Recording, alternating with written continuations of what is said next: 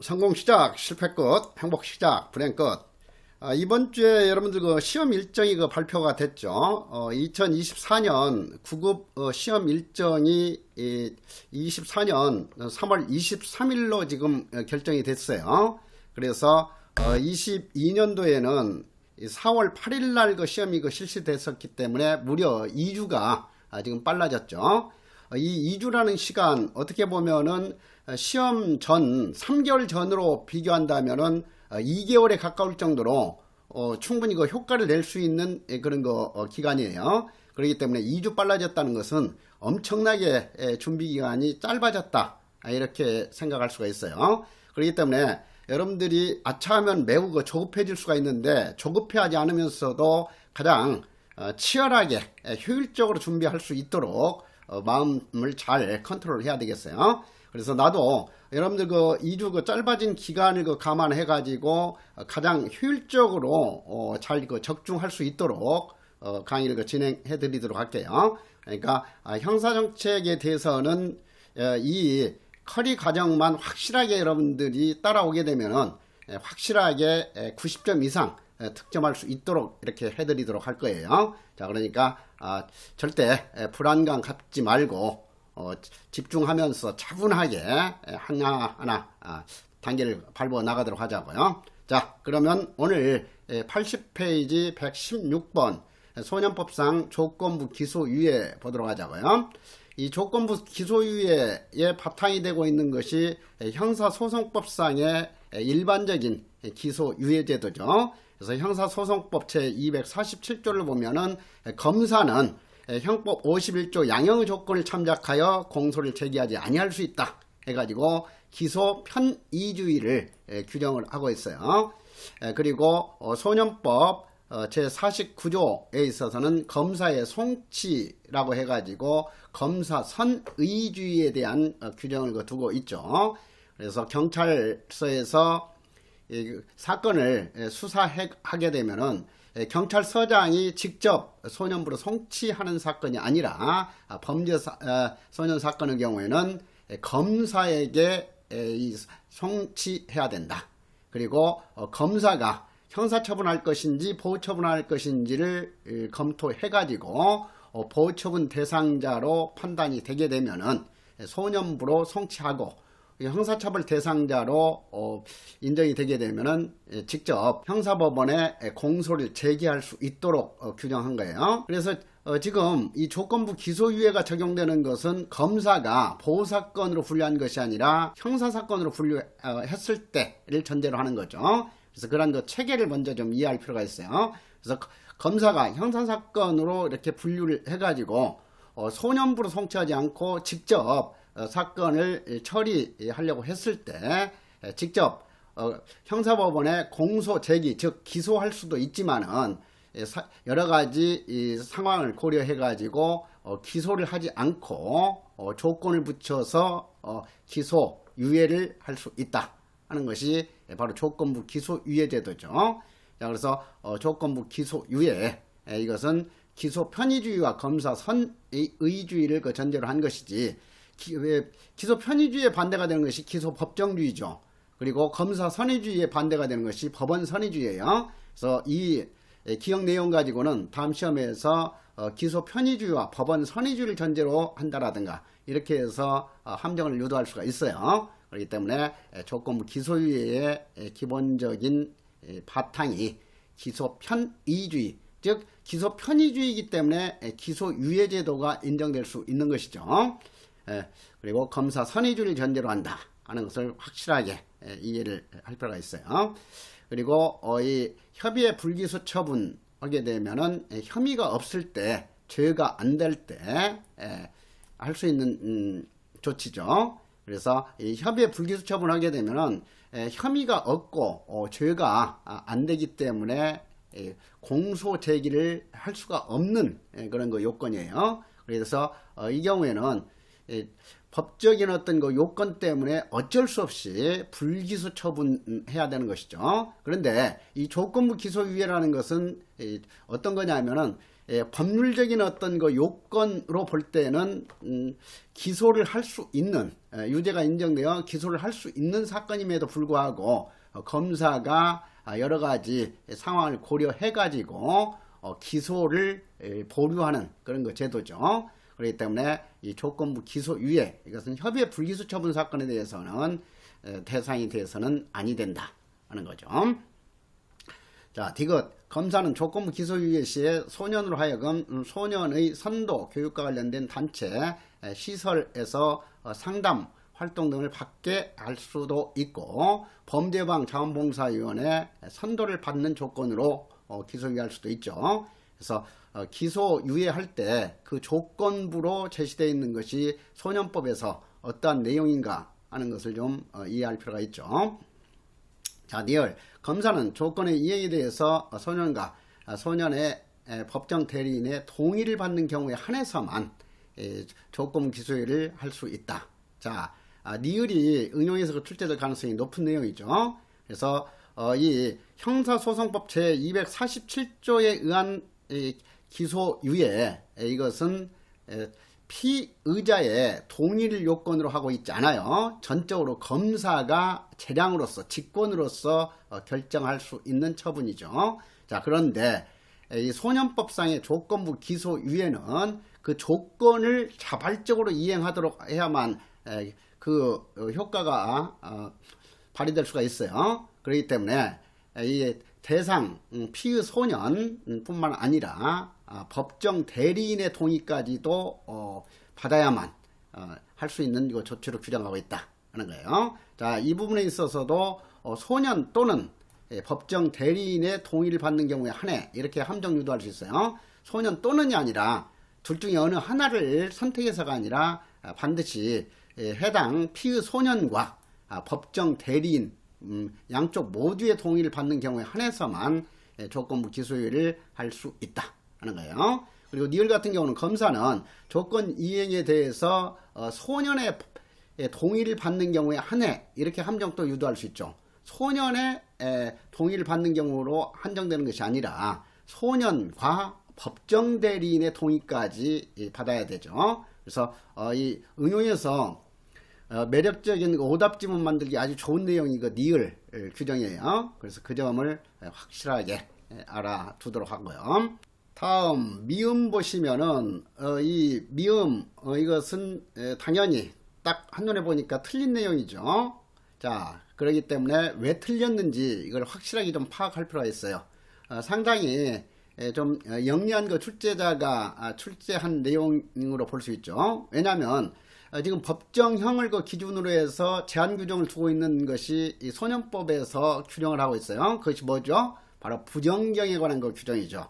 그래서 부정경에 관한 그 규정 보면은 제60조에서 법정형 장기 2년 이상의 유기형에 해당하는 죄로 부정경을 할 수 있도록 제한하고 있어요. 자, 그래서 부정경에 관한 제60조에서 그 중요한 것은 뭐였어요? 바로 부정경을 선고할 수 있는 범죄 유형은 법정형으로, 선고형 기준이 아니에요. 법정형으로 단기가 아니라 장기 2년 이상의 유기형에 해당하는 경우에만 부정경을 선고할 수 있도록 하고 있지, 무기형이나 사형에 해당하는 그런 거 법정형에 해당하는 행위를 했을 때에는 부정경을 적용할 수 없어요. 그래서 여기서 60조에서 법정형 장기 2년 이상이고 그 다음에 유기형으로 한정하고 있지, 무기형에 해당하는 경우에는 부정경을 할 수 없다 하는 것이 중요해요. 그래서 그 점하고 확실하게 대비시키면서 이 조건부 기소유예,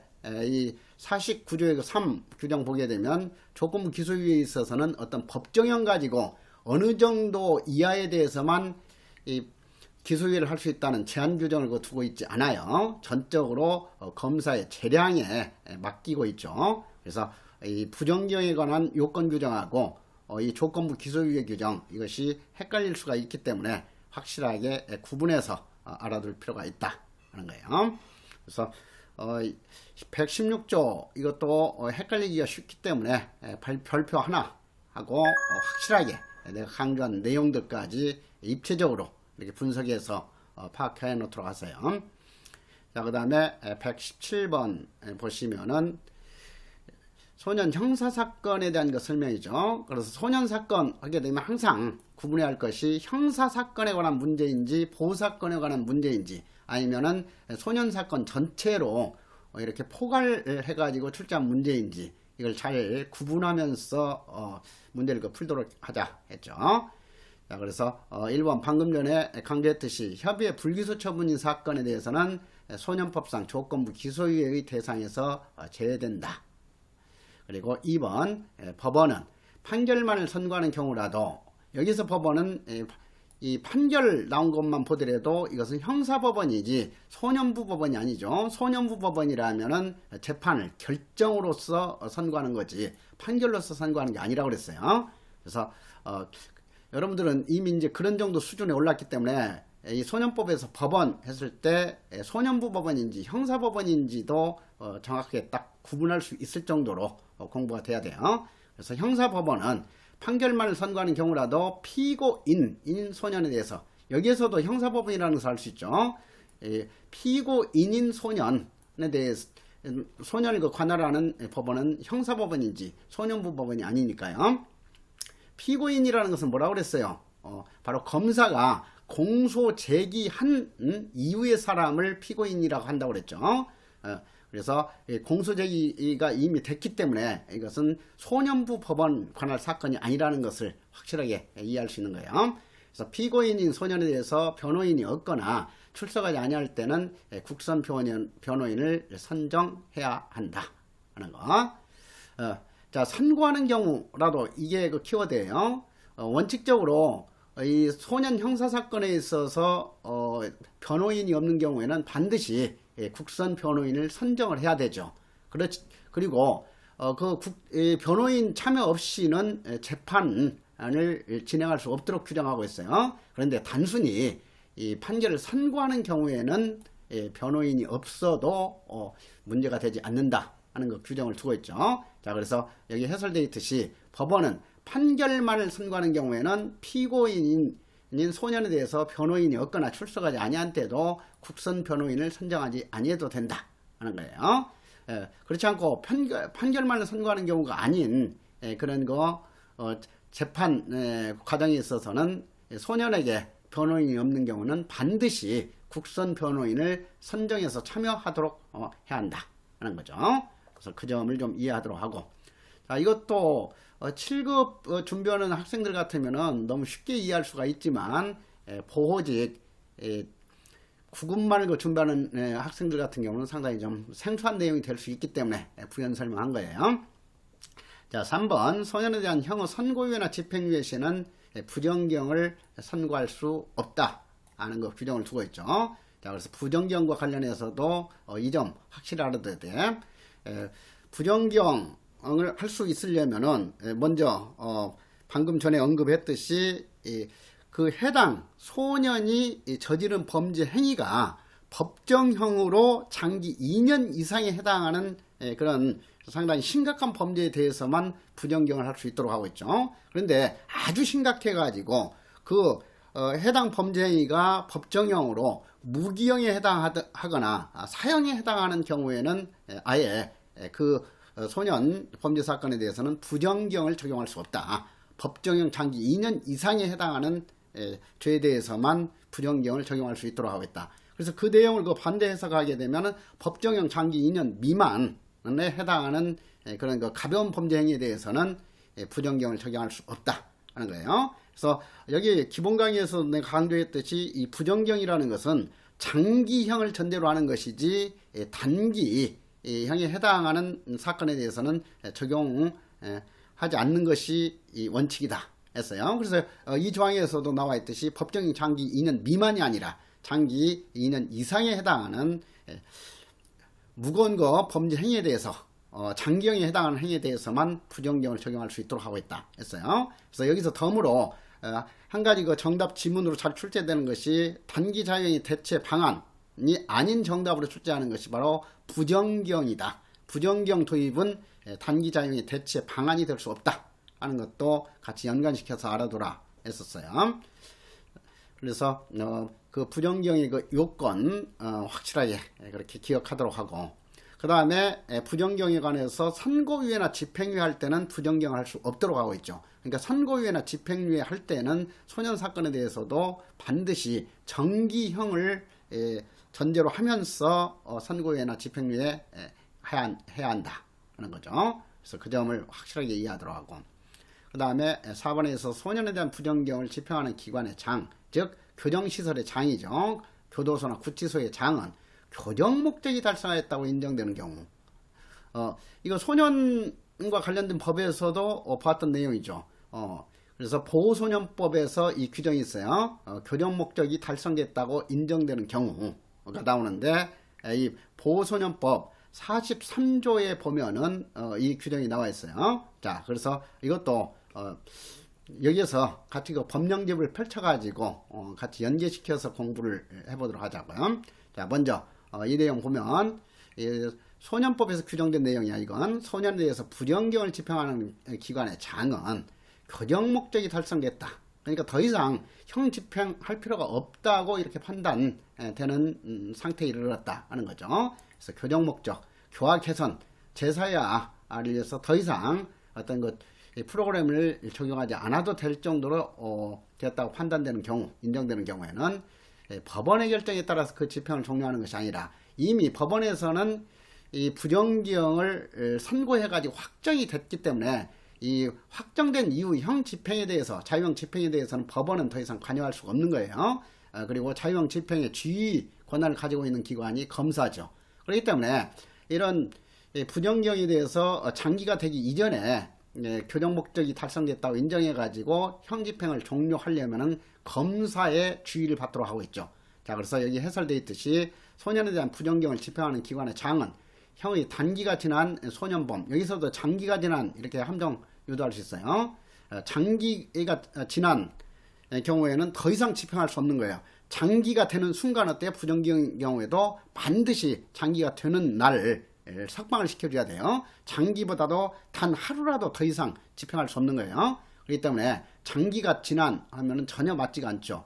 단기가 지나면서 장기 이전 상태에서 이런 의미예요. 그래서 단기가 지나고 장기가 되기 이전 상태에서 소년법이 행정성적 양호해가지고 교정 목적이 달성됐다고 인정하는 경우에는 관할 검찰청 검사의 주의에 따라 그 형의 집행을 종료할 수도 있다 하는 거예요. 그래서 신속하게 사회에 복귀시킬 수 있도록 이런 거 특징을 두고 있죠. 그래서 이 부정경이기 때문에 부정경의 취지를 살리면서 신속하게 사회 복귀를 할 수 있도록 하기 위해서 장기가 되기 이전에도 단기가 지난 소년에 대해서 행정성적 양호하고 교정 목적이 달성했다고 인정되면은 검사의 주의를 받아 교정시설의 장이 부정경 집행을 더 이상 하지 않아도 된다 하는 것, 형 집행을 종료할 수 있다 하는 거예요. 그리고 교정 목적에 관해서 보호소년법에서도 규정을 하고 있기 때문에, 자, 보호소년법도 한번 펼쳐 보도록 하세요. 보호소년법 자 133쪽 한번 볼까요?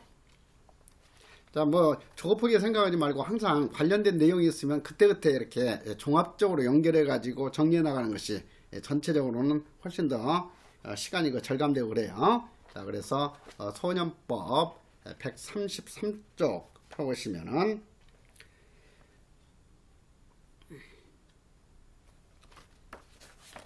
자, 법령 강의에서도 그 강조하겠지만은 이 보호소년법 43조와 44조는 헷갈리기 쉬우면서도 출제 가능성이 아주 높은 조문들이죠. 자, 그래서 43조 사망 보게 되면은 소년 원장은 교정성적이 양호하여 이 교정의 목적을 이루었다고 인정되는, 자, 여기서도 교정의 목적을 기준으로 해가지고 어떤 그 조치를 취하도록 규정하고 있죠. 그래서 교정의 목적을 이뤘다고 인정되는 보호소년, 그래서 보호소년이기 때문에 여기서 행정성적이라는 용어를 쓸 수가 없어요.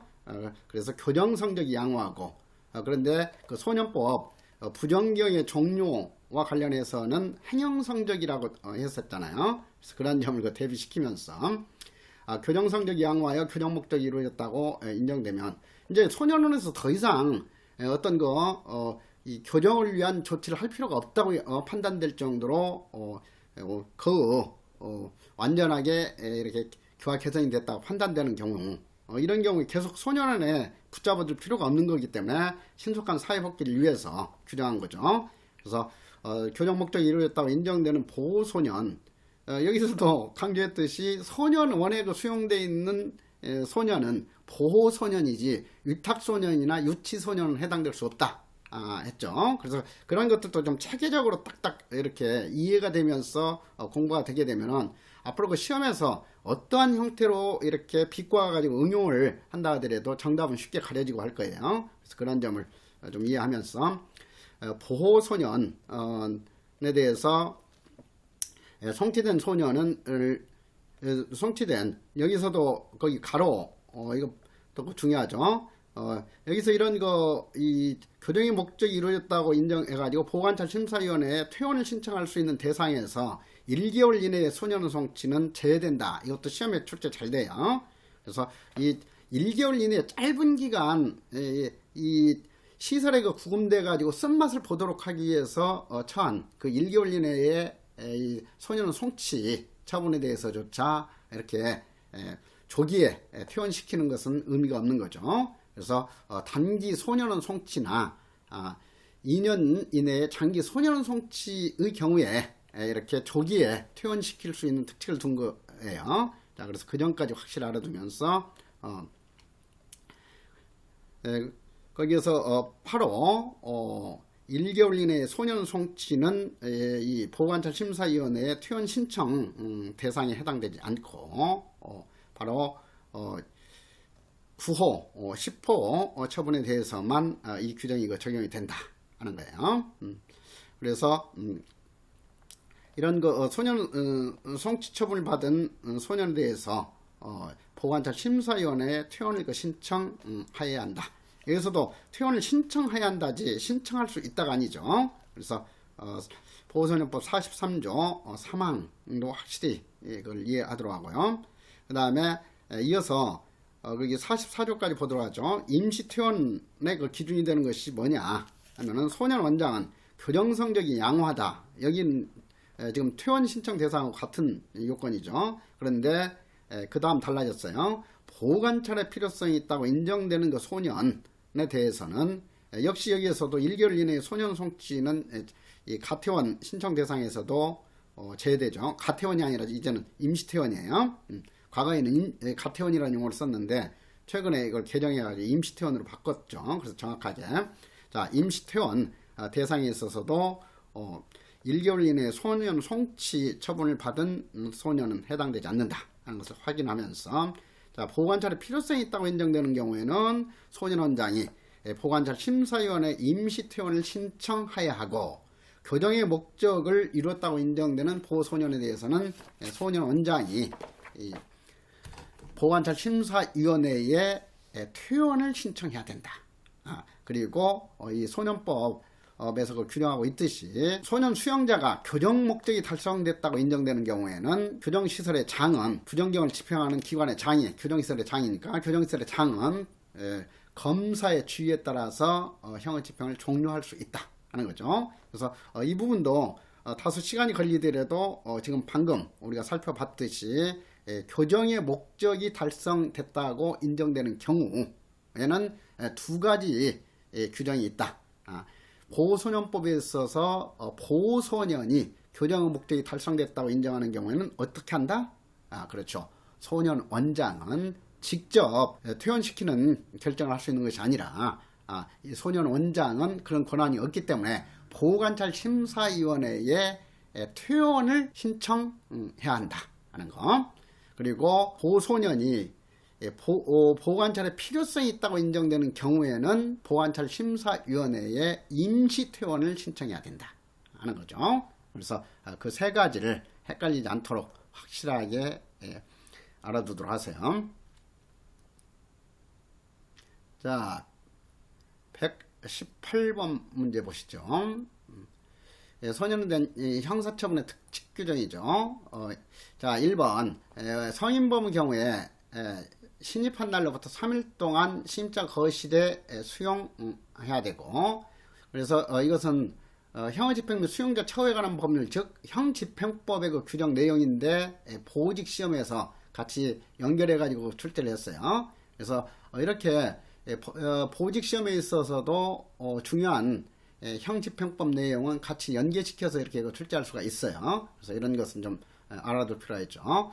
그래서 성인범의 경우에 시임판 날로부터 원칙적으로 3일 동안 시임자 거실에 수용하지만은 소년범의 경우에는 시임자 거실 수용 기간을 연장할 수 있다 해가지고 30일 이내까지 연장할 수 있도록 특칙 규정을 두고 있어요. 그래서 형집행법에 있어서도 특히 이 소년범, 즉 소년 수용자에 대한 그 규정은 이렇게 보직 시험에서도 연계시켜서 출제할 수 있다는 거죠. 그래서 그런 정도 이해를 하도록 하고, 그 다음에 2번 범행시 17세 소년. 소년법에 있어서 살해형 문제에 있어서는 소년의 연령이 가장 중요한 기준이 된다고 그랬어요. 그래서 17세 소년에 대해서 사형 무기형에 처할 경우에는 15년 유기징역으로 한다 하면 정확히 맞죠. 왜 그래요? 범죄를 범할 당시, 즉 범행시 18세 미만인 소년에 대해서 사형과 무기형을 처할 경우에는 사형 무기형은 선고할 수 없고 대신에 15년 유기징역으로 한다 해가지고 규정을 하고 있죠. 그래서 이 18세 미만이니까 만 17세까지 해당되는 거예요. 18세 소년인 경우에는 사형과 무기형을 선고할 수 있다, 이렇게 반대로 해석해서 이해하도록 해야 된다 했어요. 그러니까 18세 미만인 경우에 한해서만 사형 무기형을 처할 경우에는 15년 유기징역으로 한다. 그리고 18세 소년으로서 사형 무기형에 해당하는 범죄 행위를 했을 때는 18세 소년에 대해서는 사형 무기형을 선고할 수 있다 했어요. 그래서 소년법상 소년에 대해서는 사형 무기형을 선고할 수 없다, X이죠. 그래서 소년법상 소년이라 하면 19세 미만이기 때문에 18세까지가 소년이라고 그랬어요. 그런데 18세 미만 소년에 대해서만 사형 무기형 환영 처분을 할 수 없도록 규정하고 있기 때문에 18세인 소년에 대해서는 사형 무기형 환영 처분을 할 수 있다, 이렇게 이해하도록 해야 돼요. 자, 그래서 그 점을 응용해서 출제한 내용이고, 그 다음에 그 3번 소년을 구속하는 경우에 특별한 사정이 없으면 다른 피의자와 피고인을 함께 수용하는 것이 아니라 당연히 분리해야 한다. 그래야만이 성인으로부터 악폐 감염이 되지 않도록 하는 거죠. 자, 그래서 이것은 개별주의 원칙에 근거해 가지고 이렇게 분리해 가지고 절차를 진행해야 되고, 그 다음에 수용하는 경우에도 분리 수용해야 된다 하는 거.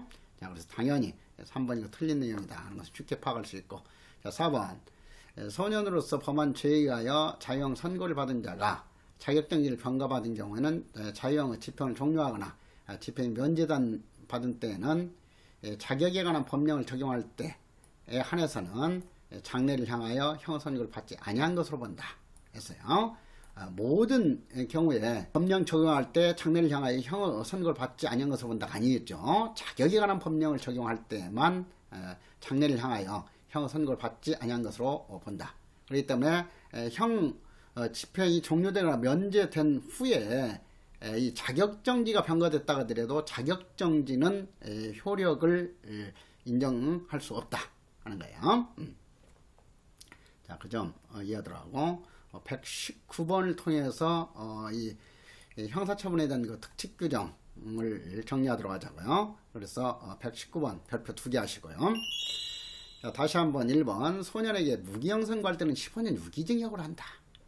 이거 상당히 수준 높은 문제예요. 방금 강조했듯이 소년에게 무기형이나 사형을 선고할 때 모두 15년 유기형으로 하는 것이 아니라 18세인 소년에게 무기형을 선고할 때는 그대로 무기형 선고할 수 있어요. 그래서 모든 소년에게 무기형 선고할 때 15년 유기징역으로 한다가 아니라 수식어가 붙어야만 1번 지문은 맞는 내용이 되죠. 그래서 범죄를 행할 당시에 18세 미만인 소년에게 이렇게 들어가야죠. 그래서 그 수식어로 이거 제한되어 있지 않기 때문에 틀린 선지가 되는 것이다. 하는 거. 다음에 2번 소년에게 2년 미만의 유기형을 선고할 때는 부정경을 선고할 수 없죠. 자, 이것은 뭐였어요? 바로 부정경의 선고 요건 강조했듯이 법정형으로 장기 2년 이상에 해당할 때에만 부정경을 선고할 수 있다 했어요. 그래서 거기에서 그 기준이 되는 것이 뭐예요? 법정형 장기 2년 이상이죠. 그래서 법정형 장기 2년 이상이기 때문에 법정형 장기 2년 이상에 해당한다면은 선고할 때 법정형 그대로 선고하는 게 아니에요.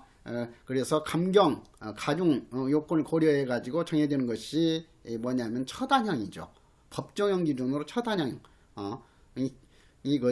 범위로서 정해지고 그 처단형 범위 내에서 이제 선고할 형을 결정해 가지고 선고하는 거예요. 그렇기 때문에 이건 상당히 좀 난도 높게 응용한 문제예요. 그래서 이렇게 법정형이 2년 이상에 해당한 경우라면은 선고형으로서 1년 선고하는 경우에도 부정경을 선고할 수 있다예요. 자, 그래서 소년에게 2년 미만의 유기형을 선고할 때 선고형 기준이 아니기 때문에 2년 미만의 유기형을 선고하는 경우에도 부정경을 선고할 수 있다. 다만 소년에게 법정형 2년 미만의 유기형을 선고할 때는 부정경을 선고할 수 없다. 맞아요. 법정형 기준으로 하면. 그래서 이 선고형 기준인지 법정형 기준인지 이것도 정확하게 구분해서 알아둘 내용이다 했어요. 그래서 선고유예나 집행유예 시의 그 기준이 되는 것도 역시 법정형 기준이 아니라 선고형 기준이다 했어요. 그런데 소년법에 있어서 부정경 선고 요건으로 규정한 것은 법정형 기준이지 선고형 기준이 아니다 하는 점에서 선고유예 집행유예하고는 구분해서 알아둘 내용이었어요. 자, 이것도 지금 9급 준비생 같으면은 상당히 어려운 내용이 될 거예요. 그래서 그런 점을 확실하게 좀 알아둘 필요가 있다. 자, 3번 소년에 대한 부정경을 집행하는 기관의 장은 방금 전에 봤듯이 단기가 지난 소년의 행정성적이 양호하여 교정 목적이 달성했다 인정되는 경우에는 교도관 회의 심의 이렇게 함정 유도했죠. 검사의 주의를 받아지 또는 교도관 회의 심의 이것을 아까 법원에 주의를 받아 이렇게 바꿀 수도 있고 하죠. 법원의 결정으로 그 형의 집행을 종료시킬 수 있다 이렇게 바꿀 수도 있었고요. 자, 그래서 다시 한번 여러 가지로 응용할 수 있는 내용이니까 이 집행이기 때문에 교정의 그 목적을 달성했다고 인정되는 경우에는 검사의 주의를 받아서 교정시설의 장이 그 형의 집행을 종료시킬 수 있다 하는 것. 부정경을 집행하는 기관의 장이나 교정시설의 장이나 같은 의미이기 때문에 교정시설의 장으로 바꾼다고 하더라도 틀린 내용이 아니에요. 자, 그래서 그 점 이해하도록 하고 4번 소년에 대한 부정경을 선고받은 경우에는 단기의 3분의 1을 경고할 때 가석방을 허가할 수 있다. 가석방에 대한 그 특징 요건 소년에 대해 부정경인 경우에는 단기의 3분의 1만 경고하면 가석방 허가할 수 있다죠. 그래서 이걸 단기를 장기로 바꾸는 함정 항상 주의하고 아니면 단기의 2분의 1로 이렇게 함정 유도할 수 있죠. 단기의 3분의 1을 경고할 때 가석방 허가할 수 있다. 그리고 부정경 나오면 우리나라 형사사법 체계에 있어서는 오로지 소년만을 대상으로 할 수 있는 것이지 성인에 대한 부정경은 전혀 인정되지 않는다 했었어요. 그래서 그런 점들까지 좀 연계해서 이해하도록 하시면서 그리고 15년 유기형인 경우에는 15년 유기형의 경우에는 가석방 허가 요건이 뭐였어요?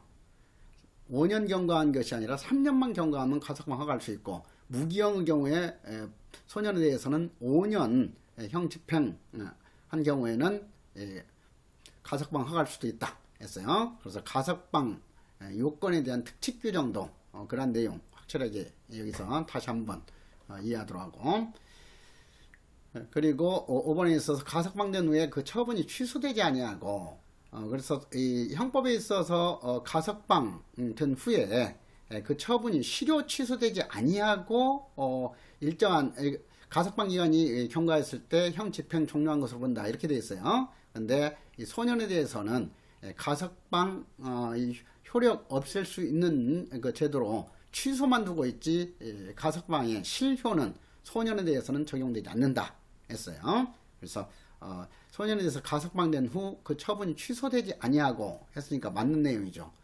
실효 또는 취소되지 아니하고 하면 틀린 내용이 되는데 소년이기 때문에 취소되지 아니하고 했으니까 여기까지는 맞아요. 그리고 가석방 심사위원회가 정한 가석방 기간이 아니라 이 소년에 대한 가석방 기간은 원칙적으로 뭐예요? 가석방 되기 이전에 집행받은 기간과 같은 기간이죠. 그래서 이 가석방위원회가 정한 기간이 아니라 가석방 기간은 여기 나와 있듯이 가석방 전에 집행받은 기간과 같은 기간이 경과하게 되면은 형의 집행을 종료한 것으로 본다. 그래서 가석방의 효력도 형의 집행을 종료한 것으로 본다. 였고, 그 다음에 여기서 그 형법과 연계시키면은 선고유예 기간 2년을 무사히 경과하게 되면 어떤 효과가 나타난다? 면소로 간주한다. 그리고 집행유예 기간 실효 취소되지 아니하고 무사히 지나게 되면 형선고의 효력이 상실된다 했어요. 그래서 다시 한번 그 형법과 관련해서 출제 가능성이 가장 높은 제도는 세 가지라고 그랬어요. 선고 유예 규정, 그리고 집행유예 규정, 가석방 규정에 관한 내용이다. 자, 그래서 그런 것까지 여기서 별표 2개 했으니까 연계된 내용까지 확실하게 다시 한번 정리해서 끝내도록 하세요. 지금부터 여러분들은 가장 중요한 것이 뭐냐면 어떤 그 주제에 대해서 이렇게 공부하게 되면 그 관련된 주제까지 종합해 가지고 확실하게 자기 지식을 만들어야 돼요. 그래서 그런 내용이 다음에 어떤 형태로 이렇게 변형해서 그 출제가 된다 하더라도 쉽게 정답이 가려질 수 있을 정도로 공부하는 것이 중요하지, 무조건 뭐 해독수 늘린다고 해가지고 막 진도만 빨리빨리 나가고 이런 것은 막상 그 시험장 들어가게 되면은 제대로 득점하고 연결이 되지 않는다면은 그런 공부하는 의미가 무슨 가치가 있겠어요. 그렇잖아요. 그러니까 좀 조급한 마음이 들더라도 관련된 내용 강의를 들으면서 확실하게 이해해가지고 응용력까지 확실한 수준으로 높여놔야 돼요. 자, 그렇게 해나가도록 하시고, 자, 그 다음에 120번 문제 보시죠. 자, 1번 같은 경우도 응용된 내용인데 단기 3년, 장기 6년 징역형을 선고받은 경우에 부정경에 대해서 가석방 허가하려면은 단기에 3분의 1만 경과하면 할 수 있다 했죠. 그러니까 3년에 3분의 1이니까 1년 지난 후부터는 가석방을 허가할 수 있으니까 1번 선지는 맞는 내용이죠. 자, 그 다음에 2번에서 소년에 대한 형사사건의 심리는 다른 피해사건과 관련된 경우에 당연히 병합이 아니라 분리해야 된다. 개별주의 원칙. 그리고 집행하는 경우에 분리해서 구금해야 된다 하는 거. 그래서 관련된 내용까지 알아두도록 하고, 그 다음에 3번도 보호처분 계속 중일 때 징역금고 구류 자유형이 선고받은 소년에 대해서는 먼저 자유형을 집행한다. 그 형을 집행한다. 정확히 맞는 내용이죠. 이것도 보호처분을 먼저 집행한다로 잘 바꿔요. 그렇기 때문에 보호처분과 자유형이 함께 부과됐을 때는 자유형을 먼저 집행한다 하는 거죠. 자, 이것도 반드시 대비시켜서 헷갈리지 않도록 해야 할 것이 이 치료 감호 등의하는 법률이죠. 그래서 치료 감호 등의하는 법령, 자, 법령 풀이집 218페이지 한번 펴보세요.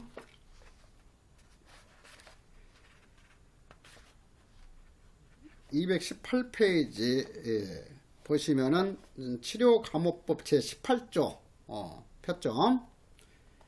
자, 18조 보면은 집행 순서 및 방법, 치료 감호와 형이 병과된 경우에는 치료 감호를 먼저 집행한다지 형을 먼저 집행한다가 아니죠.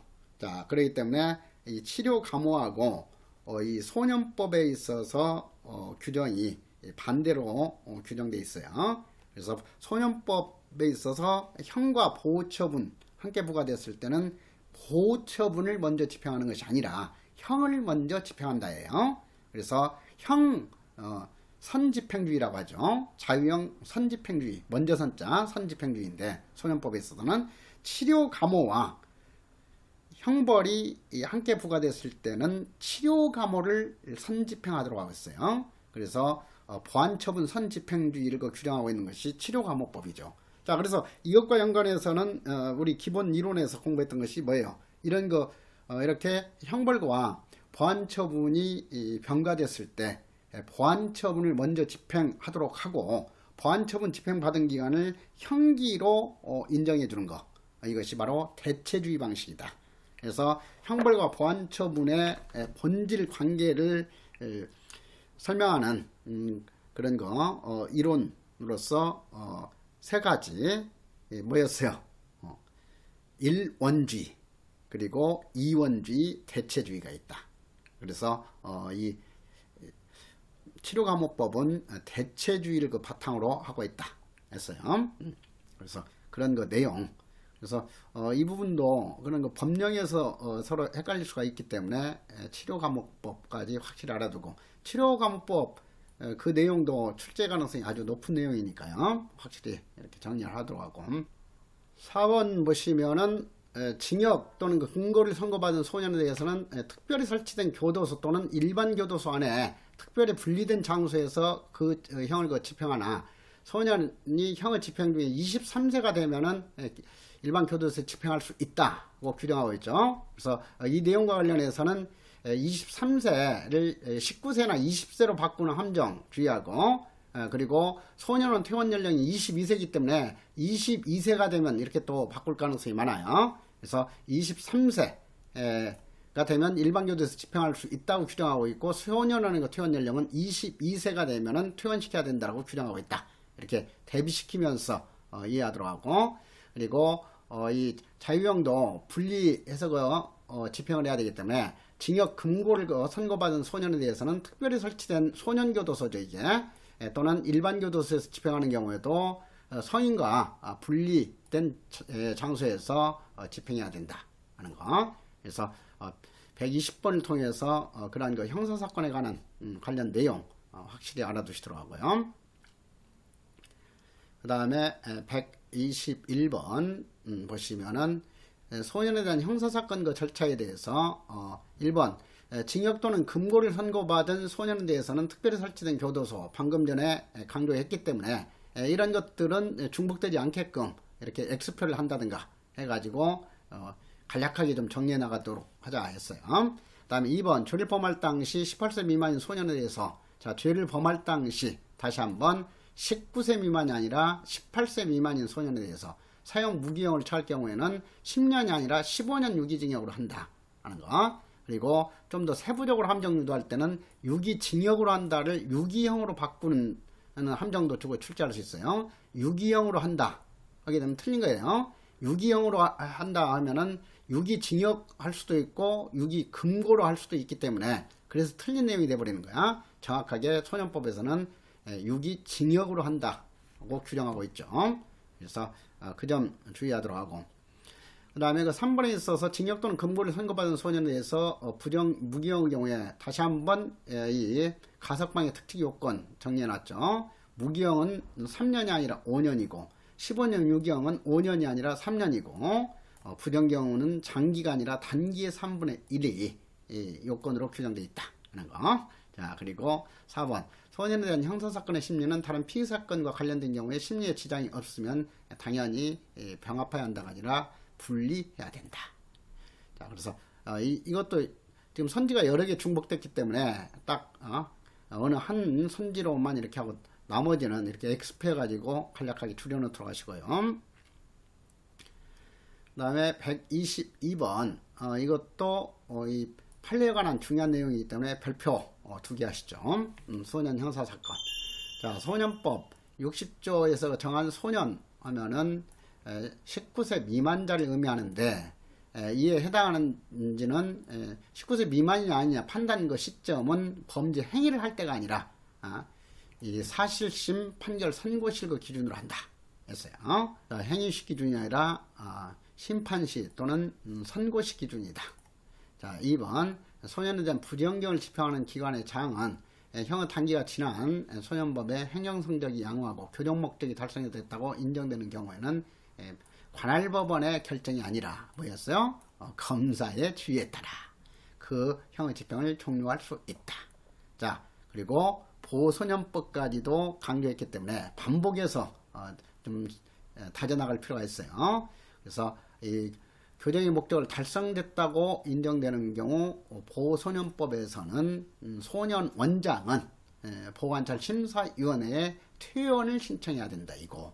그리고 보호관찰의 필요성이 있다고 인정되는 경우에는 소년 원장은 보호관찰 심사위원회에 임시 퇴원을 신청해야 된다 했어요. 그래서 그 관련 내용까지 이제는 완벽하게 여러분들 그 지식이 됐죠. 자, 3번 15년 유기징역을 선고받은 소년이 6년을 지나서 가석방된 경우. 자, 소년에 대한 가석방 기간도 방금 전에 강조했잖아요. 가석방 되기 전에 집행받은 기간이 가석방 기간으로 본다 하는 것이 원칙이에요. 그래서 15년 유기형을 선고받은 그 소년에 대해서는 여기서 이 소년은 소년 수용자를 말하는 거야. 그래서 15년 유기징역을 지금 집행받고 있는 소년 수용자에 대해서 가석방을 허가하려면은 3년 지나면 가석방 허가할 수 있죠. 자, 그런데 6년이 지났기 때문에 당연히 가석방 허가할 수 있어요. 그리고 가석방 기간 성인 같으면은 10년이 초과되지 않는 범위 내에서 나머지 남은 형기가 바로 가석방 기간이에요. 그래서 성인 같으면 15년 유기징역을 선고받은 성인 수용자에 대해서 6년 만에 가석방을 했다 하게 되면 9년이 가석방 기간이에요. 그렇지만 소년의 경우에는 9년이 아니라 바로 이 가석방 되기 전에 집행받은 기간 6년이 가석방 기간이기 때문에 6년 경과한 때는 형의 집행을 종료한 것으로 본다 하는 거죠. 자, 이것도 사례로 응용한 문제이기 때문에 이해하지 않은 사람은 매우 어려운 그런 문제가 될 수밖에 없어요. 그래서 확실하게 그렇게 이해를 하고. 자, 4번 선지도 응용해서 출제된 내용이죠. 보호처분 당시 19세 이상인 것으로 밝혀진 경우를 제외하고는 이게 그 중요하죠. 그래서 19세 이상인 경우로 밝혀진 경우를 제외하고는 이 보호처분 그 취소한 후에 또다시 공소를 제기하거나 소년부에 송치할 수 없다 했죠. 그래서 보호처분과 형사처분도 일서의 부자리 원칙, 즉 이중처벌 금지 원칙이 적용된다. 그런데 19세 이상인 것으로 밝혀져 가지고 취소한 경우에는 이 19세 이상이기 때문에 공소 제기를 할 수 있는 특칙을 두고 있죠. 그래서 그 점을 주의하도록 해라 했어요.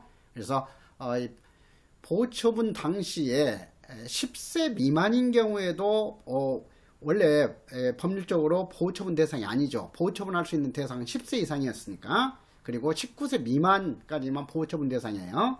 그런데 19세 이상인 경우로 밝혀진 경우에는 반드시 그 취소를 해야죠. 그런데 19세 이상이기 때문에 이렇게 취소가 있기 때문에 이런 경우에는 형사처벌도 가능한 연령이었어요. 그래서 19세 이상인 것으로 밝혀져가 취소한 경우에는 다시 공소는 제기할 수 있다는 특칙을 두고 있었죠. 자, 그래서 그 내용까지 응용하는 문제예요. 그래서 122번 이것도 난도가 매우 가장 높은 수준의 그 문제이기 때문에 확실하게 이해하면서 이 내용을 파악할 필요가 있어요. 그 다음에 123번도 별표 하나 하시고요. 자, 소년의 특성에 비춰 상당하다고 인정되는 때에는 그 형을 감경해야 된다. 이것도 출제 잘 돼요. 소년 감경 규정은 의무적 감경이지 필요적 감경이 아니다. 감경할 수 있다지 감경해야 한다가 아니에요. 그래서 그 점 주의하도록 하고. 그 다음에 방금 다시 한번 강조했듯이 소년에 대해서 형을 감경하는 경우 소년인지의 판단 여부는 심판시 사실심 판결 선고시 기준이지 행위시 기준이 아니다. 자, 3번 소년에 대한 그 피고 사건을 심리한 법원이 그 결과에 따라서 보호처분에 해당할 사유가 있는지 여부를 인정하는 것은 법관의 자유재량에 의해서 판단될 사항이다 하는 것이 판례 내용이에요. 소년부가 조사 또는 심리한 결과 금고 이상의 형에 해당하는 범죄 사실이 발견된 경우, 자, 여기서 그 주의할 것은 발견된 경우하고 그리고 이 검사가 송치한 사건에 대해서 하고 우리 구분하자고 그랬죠. 그래서 발견된 경우에는 죄질이 형사처분에 필요가 있다고 인정하면은 결정으로서 사건을 관할 지방법원에 대응한 검찰청 검사에게 송치하여야 한다. 맞죠? 발견된 경우이기 때문에 송치하여야 한다고. 그리고 금고 이상의 형사처분을 할 필요가 있다고 인정하는 경우에도 검사가 송치한 사건인 경우에는 검찰청에 송치할 수 있다지 송치하야 한다가 아니죠. 그래서 그 점 헷갈리도록 하는 문제예요. 그래서 그 점 파악하도록 하고, 그 다음에 124번 보시죠. 자, 124번에 있어서 사례형 문제에 있어서도 연령 항상 그 중요하죠. 17세, 18세 미만인 17세예요. 그래서 살인 혐의로 기소돼서 유죄가 인정됐다. 그래서 사형 무기형은 선고할 수 있다가 아니라 17세 범죄 행위를 할 당시에 18세 미만이기 때문에 사형 무기형은 선고할 수 없다. 이죠. 자, 그 다음에 2번 23세가 되면 일반교도에서 집행할 수 있다. 정확히 맞죠. 23세이기 때문에. 자, 그리고 3번 정상을 참작하여 형의 집행유예를 선고하면서 부정기형을 선고하는 것도 가능하다. 그런데 부정기형은 집행유예나 선고유 시에는 적용될 수 없다 했어요. 그리고 무기형을 선고받은 경우에 10년이 경과가 아니라 소년 무기수용자에 대해서는 5년 경과하게 되면 가석방을 허가할 수 있다 했죠. 그리고 5번에 있어서 죄가 법정형 2년 이상에 해당하는 경우, 법정형 2년 이상에 해당하는 경우에는 징역 3년의 정기형을 선고할 수 있다가 아니라 부정기형을 선고해야죠. 법정형 2년 이상에 해당하는 경우에는 부정기형을 선고해야 된다. 법정형 2년 이상의 경우에도 무기형이 아니라 법정형 이상 유기형에 해당할 때는 부정기형을 선고한다 하는 내용까지 파악하자고 그랬죠. 자, 그렇게 하고 125번 사례형 문제. 자, 이것도 별표 하나 하시고요. 15세예요. 그래서 이 15세로서 폭행했으니까 범죄 행위를 했죠. 자, 그래서 14세 이상 형사 책임 능력이 인정되는 소년이기 때문에 당연히 범죄 소년으로서 규정을 해야죠. 그래서 이 검사가 범죄 소년에 대해서 할 수 있는 조치. 자, 선고가 필요하다고 판단된 경우에는 조건부 기소유예도 할 수 있고, 그리고 형사소송법상의 원칙인 기소유예도 할 수 있어요. 그래서 조건부 기소유예나 기소유예를 하였다 하면 맞는 내용이 되는 거고. 자, 그 다음에 피해 변상 등 방법으로 화해를 권고하였다. 그래서 화해권고 제도는 소년법에 있어서 보호사건 절차에 해당하는 제도지 형사처분 대상에 해당하는 조치가 아니죠. 자, 그래서 그 점도 주의하라고 했어. 그리고 화해권고는 누가 한다? 소년부 판사의 화해권고지 검사의 화해권고가 아니다 하는 것을 강조했었어요. 자, 그 점 항상 주의하고. 그러니까 당연히 검사가 할 수 있는 처분이 아니기 때문에 이것은 옳지 않는 내용이죠. 그리고 형사처분보다 보호처분이 필요하다고 판단해가지고 소년부 송치하였다. 그래서 검사의 소년부 송치 맞죠. 자, 그리고 가해 폭행을 벌금형에 처할 사건이라고 판단해서 약식명령을 청구할 수 있죠. 검사가. 그래서 약식명령 청구도 검사가 할 수 있다. 약식명령 청구는 앞으로 경찰서장이 약식명령 청구했다 하게 되면은 이것은 X예요. 약식명령 청구도 검사가 하는 것이고, 즉결심판 청구를 경찰서장이 하도록 하고 있죠. 그리고 약식명령 청구는 또 앞으로 정답으로 잘 출제될 것이 뭐냐면 다이버전이 아닌 정답으로 출제가 잘 될 거예요. 약식명령 청구. 약식명령 청구도 형벌을 청구하는 거기 때문에 다이버전에는 해당되지 아니한다 하는 것까지 연결시켜서 알아두도록 하자고요. 그 다음에 이 분쟁이 공정하고 원만하게 해결하여 실질적 회복시켜주기 위해서 형사 조정을 회부할 수 있다. 그래서 이것은 피해자 보호법에서 그 규정을 하고 있죠. 그래서 범죄 피해자 보호법 41조에서 형사 조정 회부에 대해서 피의자와 검사 사이에 형사 분쟁을 공정하고 원만하게 해결하여 범죄 피해자가 입은 피해를 실질적으로 회복하는 데 필요하다고 인정하면은 당사자의 신청에 의해서도 형사 조정 회부할 수 있고, 신청 없는 경우에도 직권으로도 형사 조정에 회부할 수 있다 했었죠. 이것도 이 범죄 피해자 보호법하고도 종합적인 그 문제로 출제가 됐기 때문에 상당히 난도가 높은 내용이에요. 그래서 별표 하나 하면서 확실히 이해하면서 이것을 정리해 놓도록 하세요. 그래서 관련 법령까지 같이 연계시켜서 보도록 하고,